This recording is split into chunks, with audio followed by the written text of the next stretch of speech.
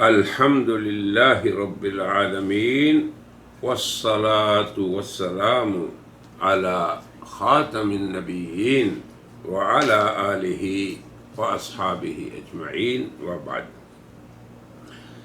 محترم و مکرمین سامعین کرام، حرم سے حرم تک اس سلسلے میں ہم پہنچے تھے 25 جولائی بروز اتوار 1999۔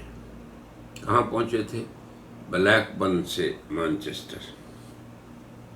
اب وہاں کے پروگرام کے بارے میں ہم پیش کرتے ہیں تاکہ ایک تاریخ بھی عود کر آئے اور پھر جو بیانات ہیں ان سے بھی ہم خود فائدہ اٹھائیں اور اپنے ساتھیوں کو مستفید کریں۔ تو اس اتوار کو جو 25 جولائی کو تھی، مانچسٹر شہر، وہاں کی مسجد النور میں مولانا مکی صاحب اور اس راکم کا پروگرام تھا۔ تو مسجد کے نام کی نسبت سے ہی شیخ حرم حضرت مولانا محمد مکی حجازی مدرس مسجد حرام نے نور کا لفظ یہیں سے نور ربانی، نور قرآنی، نور ایمانی اور نور نبوت کے موضوع پہ خطاب کرتے ہوئے کہا، نور اب اس کے مقابلے میں بشر نہیں۔ یاد رکھیں آپ بھی، مسلمان امت کے عوام کو بجائے اس نور اور بشر کے جھگڑوں میں الجھانے کے، یاد رکھیں نور اس کے مقابلے میں ظلمت ہے۔ نور روشنی ہے، ظلمت تاریکی ہے۔ اللہ کے نبی صلی اللہ علیہ وسلم اور اسلام اور ایمان، یہ سب کے سب نور ہے۔ نور اس کی ضد ظلمت ہے۔ نور کے معنی روشنی، اور پھر عام انسان فطری طور پر نور سے، روشنی سے مانوس ہوتا ہے۔ اب ظلمت کے لفظی معنی تاریکی کے ہیں، اندھیرا، تو ہر انسان فطری طور پر ظلمت اور اندھیرے سے وحشت کھاتا ہے۔ قرآن کریم میں لفظ نور ایمان کے لیے استعمال ہوا اور لفظ ظلمت کفر کے لیے۔ ارشاد ربانی ہے سورہ آل عمران بقرہ میں، اللہ ولی الذین آمنوا یخرجہم من الظلمات الی النور۔ اللہ اہل ایمان کا ولی ہے، دوست ہے، کارساز ہے، انہیں نکالتا ہے تاریکیوں سے۔ اب یہ تاریکیاں کیا ہیں؟ ظلم، شرک، بدعات و خرافات، اور کس طرف نکالتا ہے؟ نور اسلام کی طرف۔ جبکہ اہل کفر جو ہیں ان کے دوست طاغوت ہیں، والذین کفروا اولیاؤہم الطاغوت، تو وہ طاغوت و شیاطین کیا کرتے ہیں؟ یخرجونہم من النور الی الظلمات۔ اندازہ کر لیں، ان کا کام ہی یہ ہے کہ وہ اہل ایمان کو نکالیں روشنی سے، نور ایمان سے، اسلام سے، ہدایت سے، الی الظلمات، تاریکیوں کی طرف۔ اللہ اکبر۔ پھر اللہ تعالیٰ نے قرآن کریم کو بھی نور فرمایا، وَأَنزَلْنَا إِلَيْكُمْ نُورًا مُبِينًا۔ یہ رسول اللہ کو خطاب ہے، امت مسلمہ کو ہے آپ کے واسطے سے، کہ ہم نے تمہاری طرف روشن کھلا نور مبین نازل کیا۔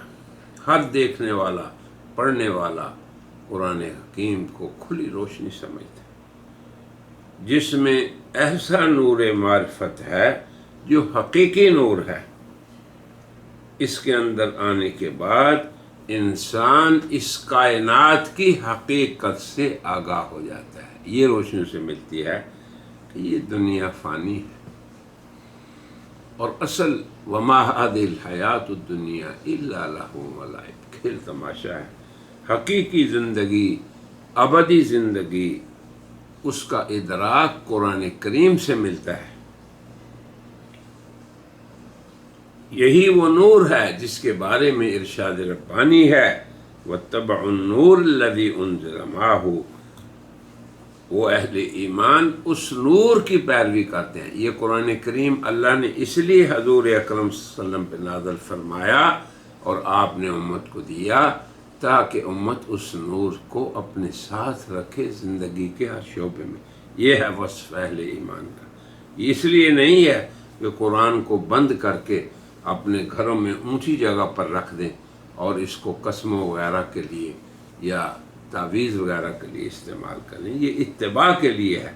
اہل ایمان کی شان یہ ہے کہ وہ ہمیشہ اس روشنی کی اتباع کرتے ہیں جو اللہ تعالیٰ نے ان کے نبی کو عطا فرمایا۔ پھر آگے ارشاد ہے قَدْ جَاءَكُم مِّنَ اللَّهِ نُورٌ وَكِتَابٌ مُّبِينٌ، کہ اللہ نے تمہارے پاس نور اور کتاب مبین تمہیں عطا کر دی، پہنچ گیا تمہارے پاس نور اور کتاب مبین۔ اب اس کا یہ مطلب نہیں ہے کہ آپ بشر نہیں، کیونکہ نور بشر کی ضد نہیں، نہ بشر نور کی ضد ہے۔ پیغمبر علیہ السلام خیر البشر، افضل البشر، سید الرسل، تو وہی تو اس نور کو لے کے آئے۔ اسلام جسے کہتے ہیں، ایمان جسے کہتے ہیں، وہی نور معرفت لے کے آئے، وہی نور ہدایت لے کے آئے، وہی نور قرآن لے کے آئے، وہی نور سنت کے ساتھ مبعوث ہوئے۔ تو آپ صلی اللہ علیہ وسلم تو صرف نور نہیں، منبع انوار ہیں۔ ہدایات یہ انوارات ہیں جنہیں لے کے آپ آئے۔ تو اس نور کے مقابلے میں ظلمت ہے، اس نور کے مقابلے میں کفر و ضلالت ہے، گمراہی ہے۔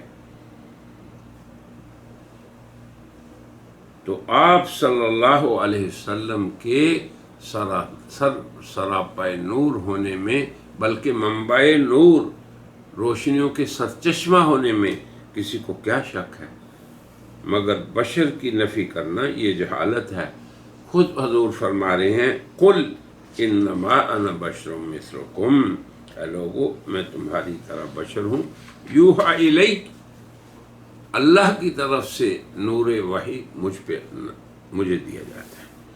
تو قرآن کریم نور ہے جو آپ پہ نازل ہوا، اسلام نور ہے جسے آپ لے کر آئے۔ آپ کی ذات اقدس کو نور کہہ کے بشر کی نفی ہم نہیں کر سکتے، اور بشر کہہ کے آپ کو نور اور منبع انوار ہونے اور محبت انوار ہونے کی نفی نہیں ہوتی۔ تو حضور صلی اللہ علیہ وسلم کے بارے میں یہ نور اور بشر کے جھگڑے سراسر جہالت اور اعداء اسلام کی سازش ہے۔ نہ آپ کی بشریت کا کوئی منکر ہے، نہ آپ صلی اللہ علیہ وسلم کی نورانیت کا۔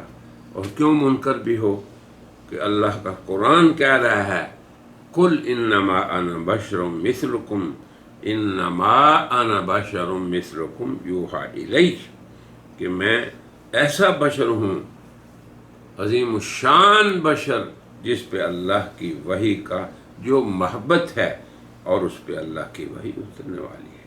پوری دنیا میں اکناف عالم میں پھیلنے والا نور آپ کی ذات مقدسہ پر نازل شدہ وحی سے ہی پھیلا ہے۔ تو کیا حد ہوگی اس نور کی؟ اللہ تعالیٰ نے اپنے آپ کو بھی فرمایا اللہ نور السماوات والارض، اللہ آسمانوں اور زمین کا نور ہے۔ اس کائنات ہستی میں نور معرفت ہو یا نور ہدایت ہو یا نور نبوت ہو یا نور قرآن ہو، یہی سبھی حقیقی نور ہیں جن کے مقابلہ میں ظلمتیں ہیں۔ اور مادی روشنیوں کی کیا حیثیت ہے؟ اب یہ کج فہم لوگ دنیا کی مادی روشنیوں میں الجھ گئے اور اللہ کے حقیقی نور قرآن اور سنت کے حقیقی انوارات کو نہیں سمجھ سکے، مگر اہل ایمان تو اسے جانتے ہیں۔ لہذا جو لوگ یہاں پہ مقیم ہیں ان کی یہ شرعی ذمہ داری ہے کہ وہ اس نور پہ یہاں کے مقیمین کو مطلع کریں۔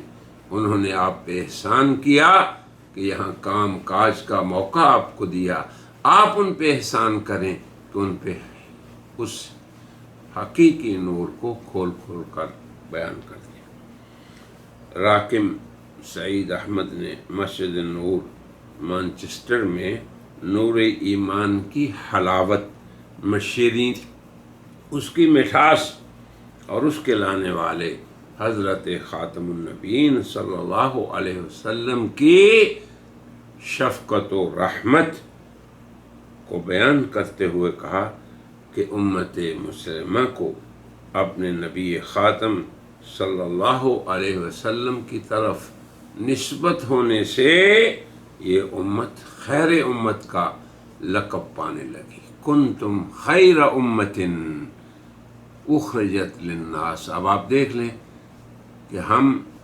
مسلمان خیر امت ہو گئے، کیوں؟ اخرجت للناس، اسی نور کو پھیلانے والے ہیں ہم جس کے ساتھ جناب رسول اللہ کی بعثت ہوئی۔ تو جب ہماری خیریت کا سبب یہی ہے کہ ہم اس نور ہدایت کو پھیلائیں، تو کتنا ہی اچھا ہو کہ ہم جو ان ملکوں میں دیار کفر میں رہ رہے ہیں، ہم ان لوگوں کو اس کی روشنی سے محروم نہ کریں، اور ان کے احسان کا بدلہ ہم انہیں یہ دیں کہ ہم یہاں آئے تھے، تم نے ہمیں کام دیا، موقع دیا، ترقی کرنے کے مادی کے مواقع فراہم کیے، تو ہم نے آپ کو روحانی ترقی کے مواقع دے دیے۔ کیوں کہ اللہ فرما رہے ہیں وَكَذَلِكَ جَعَلْنَاكُمْ أُمَّةً وَسَطًا، اللہ نے ہمیں درمیانی امت بنایا۔ کیوں؟ لِتَكُونُوا شُهَدَاءَ عَلَى النَّاسِ، تاکہ تم لوگوں پر گواہ بنو، وَيَكُونَ الرَّسُولُ عَلَيْكُمْ شَهِيدًا، اور پھر رسول صلی اللہ علیہ وسلم تم پر گواہ بن جائے۔ تو کتنی یہ بے رخی ہوگی کہ ہم یہاں آ کے اس خیریت کو بھول جائیں اور اس نور کو بھول جائیں جس کی وجہ سے اللہ نے ہمیں نسبت محمدیہ عطا کی تھی۔ کتنا بڑا شرف ہے، اس امت کو خیر امت بنایا، وسط امت بنایا، اور نبی کو رحمت للعالمین بنایا۔ تو یہ اسی شفقت اور رحمت کا نتیجہ ہے کہ ہم پھر ان لوگوں پہ بھی شفقت کریں جہاں رہ رہے ہیں۔ ہمارے نبی صلی اللہ علیہ وسلم امت کی مشقت اور تکلیف برداشت نہیں کرتے تھے، ہر وقت امت کی سہولت، امت کی ہدایت اور امت کی سعادت کے لیے حریص رہتے۔ حریص پتہ کسے کہتے ہیں؟ جس شخص کو یہ فکر لگی ہو یہ کام میں نے کر کے رہنا ہے، حرص ہو اس کے دل میں۔ کیا حرص ہو؟ امت کی ہدایت کی۔ اسی لیے اللہ نے ارشاد فرمایا لَقَدْ جَاءَكُمْ رَسُولٌ مِّنْ أَنفُسِكُمْ عَزِيزٌ عَلَيْهِ مَا عَنِتُّمْ حَرِيصٌ عَلَيْكُمْ بِالْمُؤْمِنِينَ رَءُوفٌ الرَّحِيمٌ۔ اے لوگو، تمہارے پاس تم ہی میں سے ایک ایسا رسول آیا ہے جس نے تمہاری مشقت، جس پہ تمہاری مشقت شاق گزرتی ہے، یعنی تکلیف جو تمہیں ہو وہ اسے احساس اس کا ہوتا ہے، اور وہ پیغمبر ایسے ہیں کہ جو ایمان میں داخل کرنے اور تمہیں ہلاکت سے بچانے کے لیے ہر وقت فکر مند ہیں، حریص ہیں۔ انہیں فکر ہی یہ ہے کہ میرے امتی بچ جائیں، رات دن اسی کوشش میں، اور امت کے لیے دعائیں بھی کرتے ہیں۔ اسی لیے اللہ تعالیٰ نے اس فکر کو دیکھ کے، اس حرص کو دیکھ کے آپ صلی اللہ علیہ وسلم اور حضرت رحمت للعالمین کی اس فکر کو دیکھ کے اللہ نے فرمایا لعلک باخع نفسک الا یکونوا مؤمنین۔ اے پیغمبر، کیا آپ اپنے آپ کو ہلاک کر دیں گے؟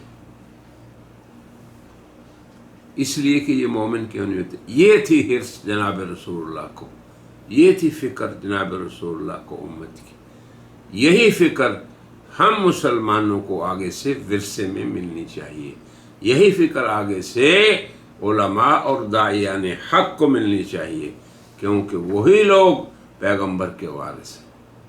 جب پیغمبر حریص تھے امت کی ہدایت کے لیے، تو ہمیں بھی آگے اسی طرح حریص ہونا چاہیے ان انسانوں کی ہدایت کے لیے جن کے ساتھ ہم رہتے ہیں.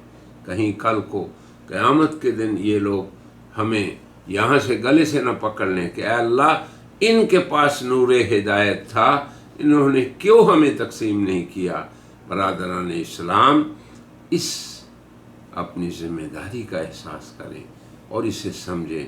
میری اللہ سے دعا ہے کہ اللہ تعالیٰ آپ کو اس ذمہ داری پہ کھڑا کر دے، تو گویا آپ ان ملکوں میں حضرت رحمت للعالمین کی لائی ہوئی ہدایت کے پھیلانے کے ذمہ دار ہیں اور اسلام کے سفیر ہیں.